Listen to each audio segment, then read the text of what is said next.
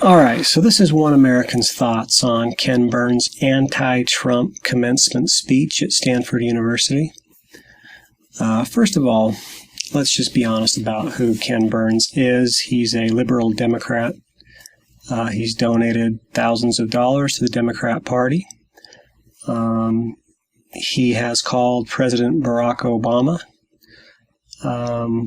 a great president who he considers to be compared to Abraham Lincoln.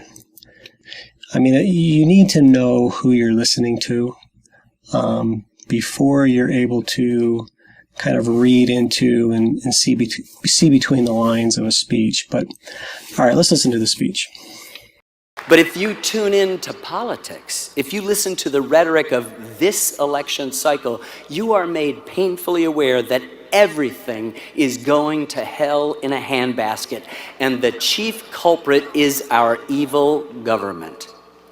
Part of the reason this kind of criticism sticks is because we live in an age of social media where we are constantly assured that we are all independent, free agents. Okay, so right there, Mr. Burns basically gives government a free pass. He says the problems that we're seeing in the world are not really problems. It's just an illusion of social media, that the government's fine, that the sky is not falling, that there are no race problems, that racial issues are not flaring up all over the country, that the police are not under attack, that we don't have any problems with Islamic terrorism. This is all a fabrication spread by social media. Okay, this is just ridiculous. Of course, government is a big part of the problem. People are tired of our government, and they're tired of the way things have been run, and they are a little bit smarter than what Mr. Burns is giving him credit for. So he wants to excuse government and blame it all on social media. And that sounds a lot like what Hillary Clinton did in Benghazi. I hate to bring that up, but, sometimes there's problems with government and it's okay to talk about it. So let's move on. For 216 years, our elections, though bitterly contested, have featured the philosophies and characters of candidates who were clearly qualified. That is not the case this year. Okay, yeah, certainly not the case this year. We have two candidates who I think the majority of the American citizens can admit that aren't really qualified to be president. There's some serious problems with both candidates. And, of course, Ken Burns won't admit that there's problems with two candidates. He's just going to pick on one candidate. But, yeah, I have to agree with him there. We have two candidates that, really don't have a lot of experience. When you consider the size of the country and how many people we have to choose from, we're left with these two candidates. Yeah, that's not such a great thing.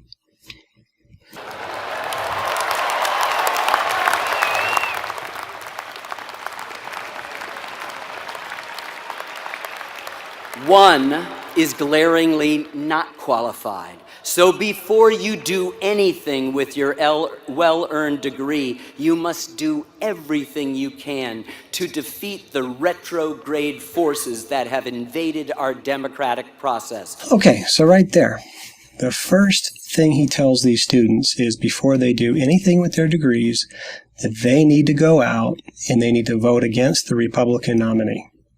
He didn't tell them to go out and look at the candidates. That's not what he said. He said the first thing you need to do before you utilize your degree is stop the Republican candidate from being president. He didn't say go look at the policies that each candidate have and go research what they want for America. He just pretty much told them go and vote against the Republican candidate. Divided our House to fight against, no matter your political persuasion, the dictatorial tendencies of the candidate with zero experience in the much maligned but subtle art of governance.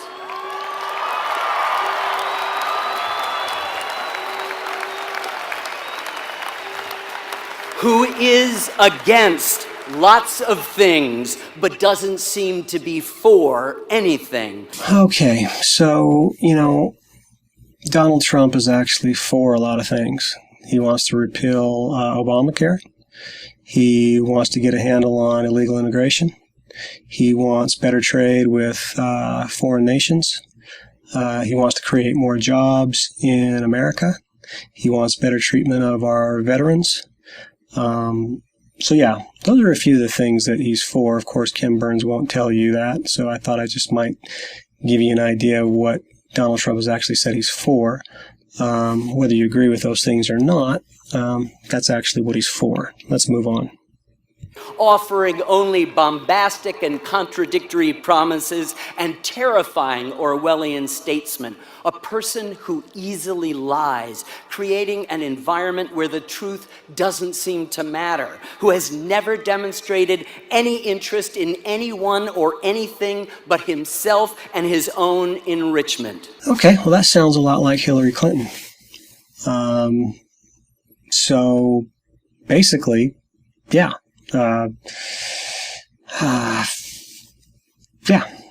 Hillary Clinton's a liar and basically doesn't really care much about anything other than getting more wealth.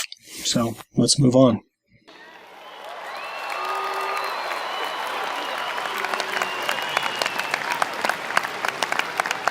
Who insults veterans? Okay, let's stop it right there. Who insults veterans?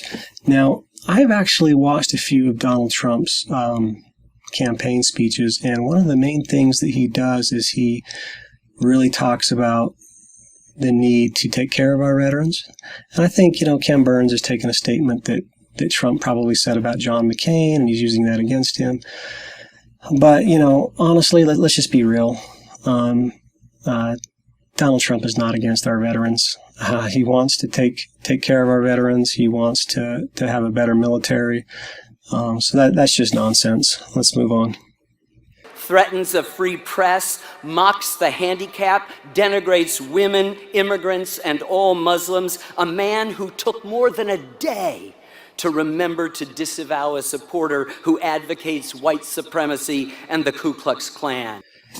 Alrighty, so denigrates women, yada, yada, yada, denigrates Muslims. He said some inflammatory things about Muslim Islamic extremists, but I can't really get behind those statements. Donald Trump's employed many women CEOs. He has beautiful daughters that are just extremely successful. I can't get behind this fabrication that he denigrates women. There's just not a lot to back that up. Let's move on. An infantile, bullying man who, depending on his mood, is willing to discard old and established alliances, treaties, and long-standing relationships. I feel genuine sorrow for the understandably scared and they feel powerless people who have flocked to his campaign. Okay, so he feels genuine sorrow for people who have turned their backs on the establishment parties and who have decided that they want to try something different for America. Mr. Burns feels genuine sorrow for these people who have turned their back on corruption that controls the very top of government and who decided to support an outsider from government. So yeah, I don't really think these people want Ken Burns' sympathy for actually thumbing their noses at the last 40 years of what they have experienced in government running this country. In the mistaken belief that, as often happens on TV, a wand can be waved and every complicated problem can be solved with the simplest of solutions. Okay, so this is that old intellectual trick where they talk to us like we're 5 years old. They start talking, we're the voters that think that by the wave of a magic wand, things will get better, and we're just the young and the dumb, stupid peasants who don't really understand how government and politics works. You can hear it in the tone of his voice. He's talking to us like we're 5 years old, and like we don't understand this. We understand that it's going to be hard. We understand that it's going to take a long road to get America back to where it needs to be, to get away from the corruption at the highest offices of our government. They can't. It is a political Ponzi scheme. And asking this man to assume the highest office in the land would be like asking a newly minted car driver to fly a 747. All right, well, that was cute. A newly minted car driver to drive a 747. So I guess he's just basically saying that Trump doesn't have the experience. So I'm curious to know what Mr. Burns said about Barack Obama in 2004, the junior senator who really had no experience, none in the business world, very little in government. Maybe that was like a baby in a stroller trying to, operate a spacecraft controlled by NASA. I don't know. Let's just move on.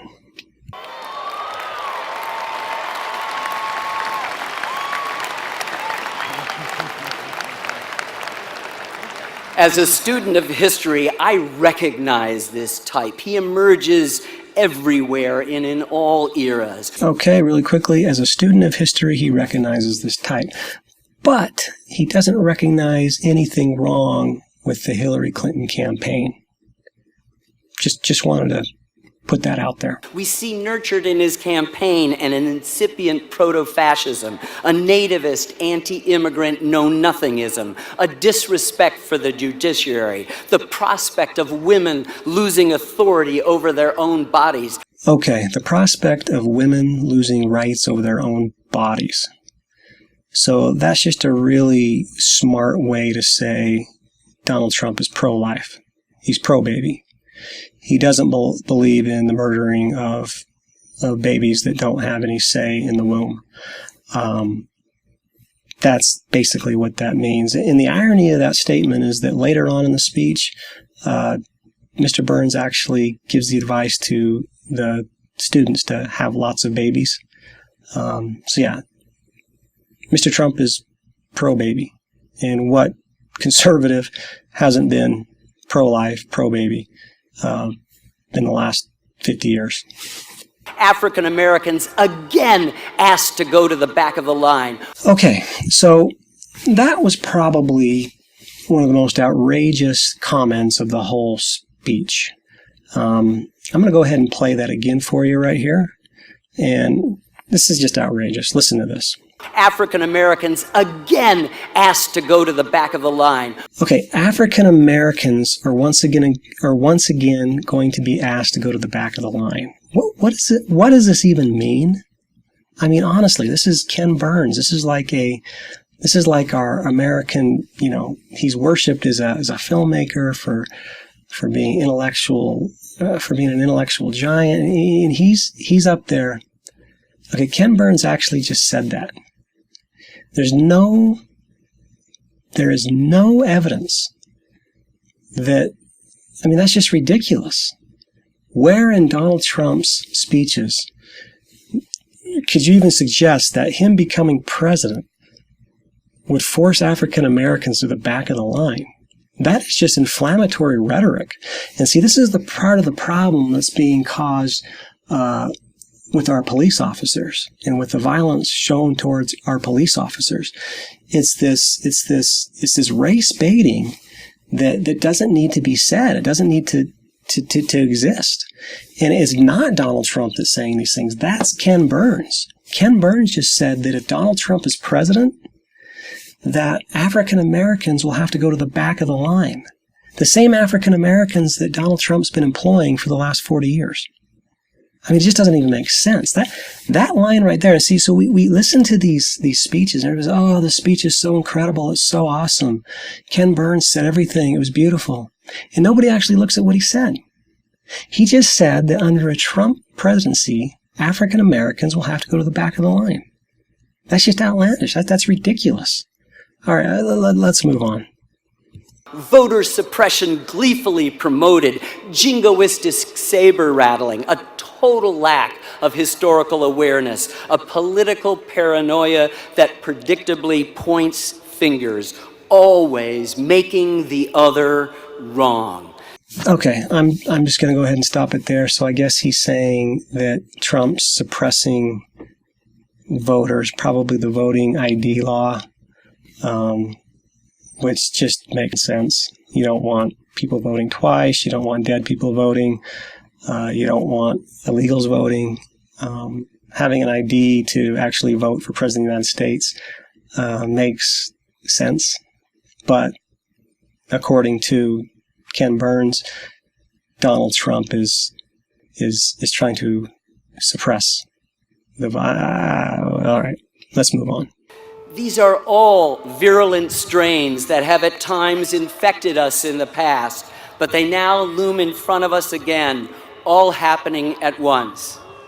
We know from our history books that these are the diseases of ancient and now fallen empires.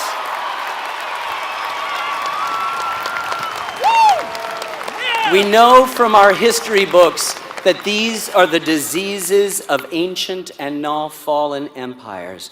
The sense of commonwealth, of shared sacrifice, of trust, so much a part of American life, is eroding fast, spurred along and amplified by an amoral internet that permits a lie to circle the globe 3 times before the truth can get started. Okay, so he just said a lie can circulate the earth 3 times before the truth can get started. So, I mean, I've heard about 5 or 6 of them in his speech alone. You know, I can't argue that the internet spreads falsehoods, and the truth is hard to find. But as I pointed out in the speech, Ken Burns is responsible for these mistruths and for these falsehoods as much as anybody. So, all right, let's move on. We no longer have the luxury of neutrality or balance or even bemused disdain. Many of our media institutions have largely failed to expose this charlatan, torn between a nagging responsibility to good journalism and the big ratings a media circus always delivers. In fact, they have given him the abundant airtime he so desperately craves, so much so that it has actually worn down our natural human revulsion to this kind of behavior. Hey, he's rich, he must be doing something right.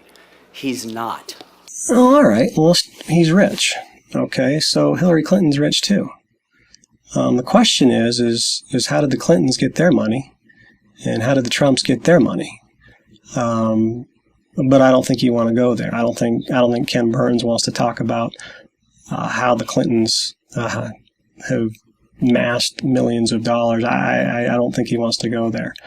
And you know, yeah. Let's move on. Edward R. Murrow would have exposed this naked emperor months ago. Okay, Edward Murrow would have exposed him months ago. Okay, well, you know what? Donald Trump says what he thinks, and I think everything's pretty much out there. And if it hasn't been exposed already, then I don't know what you're waiting for, Mr. Burns. On the flip side, Hillary Clinton chooses to hide her emails on a private server from her employers, United States citizens. And that's actually who we really need to figure out what's going on with, because she's the one that's actually hiding stuff. All right, let's move on. He is an insult to our history, and do not be deceived by his momentary good behavior. It's only a spoiled, misbehaving child hoping somehow to still have dessert. This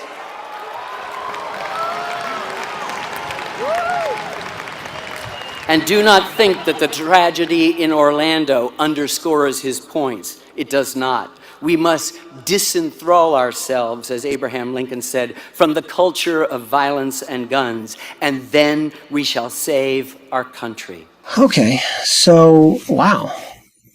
So the shootings in Orlando, carried out by a Muslim extremist, has nothing to do with the points that Donald Trump's been making about Muslim extremists? I mean, I don't know what Ken Burns is talking about. Ken Burns once again brings up Abraham Lincoln talking about guns and violence. I mean, this is just ridiculous. I mean, you have a Muslim extremist who massacred, so many people in a nightclub in Orlando.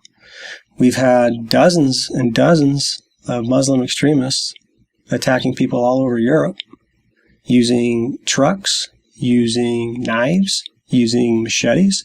This has nothing to do with gun violence. I don't know what Ken Burns is even talking about. If there's anything that underscores the points that Donald Trump is making about Muslim extremists, it's these terrorist acts that are being committed all over the world on a daily basis. So he's way off there. Let's move on. This, ladies and gentlemen, is not a liberal or conservative issue, a red state, blue state divide. This is an American issue. Okay, so if it's not a liberal versus conservative issue or a red state versus blue state issue, and it's strictly an American issue, why aren't we talking about Hillary Clinton?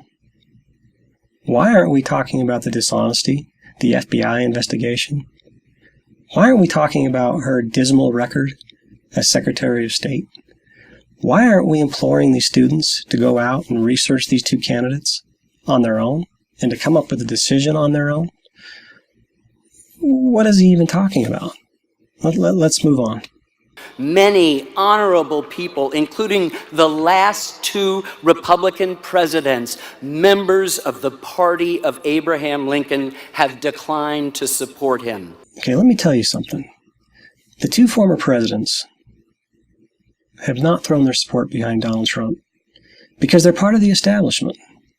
And this is what Burns fails to talk about, that the American people are turning their backs on the establishment.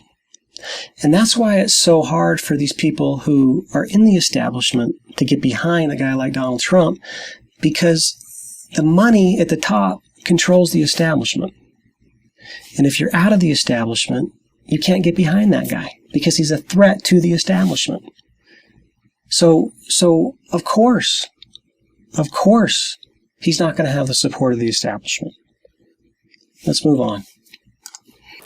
And I implore those Vichy Republicans who have endorsed him to please reconsider. Okay, did you know that he just used the word Vichy Republicans? Do you know what he's talking about? He's referring to the Vichy French, who supported Adolf Hitler's Germany in World War II. It's a sneaky word he threw in there to compare Republicans who are actually supporting their nominee to the same group of people that supported Adolf Hitler. Now that's as inflammatory rhetoric as you can get. It really is. He snuck it in there and nobody's talking about it, but that's what he was trying to get across. He's comparing Republicans that support Donald Trump, and he might as well call the citizens of the United States that are supporting him as well supporters of Adolf Hitler. That was the message he was sending there, and nobody hears it. It gets overlooked, but look it up yourself. Vichy Republicans? Are you kidding me? All right, let's move on. We must remain committed to the kindness and community that are the hallmarks of civilization and reject the troubling, unfiltered Tourette's of his tribalism.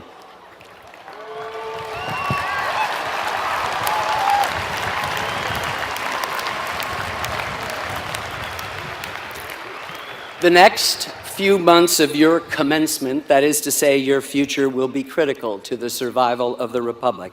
The occasion is piled high with difficulty. Let us pledge here today that we will not let this happen to the exquisite yet deeply flawed land we all love and cherish and hope to leave intact to our posterity. Let us nobly save, not meanly lose, the last best hope of Earth. Okay, so he actually, at the end there, he tells these students that they need to go out and save the country. And they're going to save the country by voting against the Republican nominee. They're not going to go out and save the country by doing their own research, by looking at both candidates fairly, by looking at the whole system, the whole political system. He's just telling them, go out, vote against the Republican nominee because I'm an intellectual and what I'm telling you is true, what I'm telling you is smart, and I'm using all these big words to get my point across, so you will put your trust in me, and that's the end of the speech. So that's my take. I wasn't really impressed. I heard so much about it, people raving about it, and a lot of hateful, inflammatory remarks in there against the Republican Party, against American citizens who have put Donald Trump where he is. Absolutely zero remarks about Hillary Clinton. Zero remarks about her her lack of integrity. So there you go. That's my take. Hope you enjoyed it.